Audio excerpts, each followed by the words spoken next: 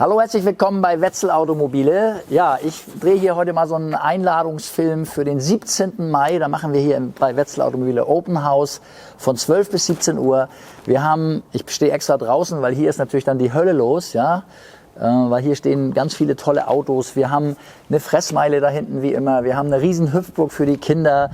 Wir haben einen DJ dabei. Wir treffen eine Menge nette Leute, weil hier kommen Wahnsinn. Wenn wir so einen Tag erwischen wie heute, 0% Regenwahrscheinlichkeit und angenehme Temperaturen, kommen 1000 Leute, das weiß ich. So, wenn es schlechter wird, kommen entsprechend weniger, aber auch die dann kommen, sind nette und interessante Menschen. Wir haben Parkplätze reserviert für euch.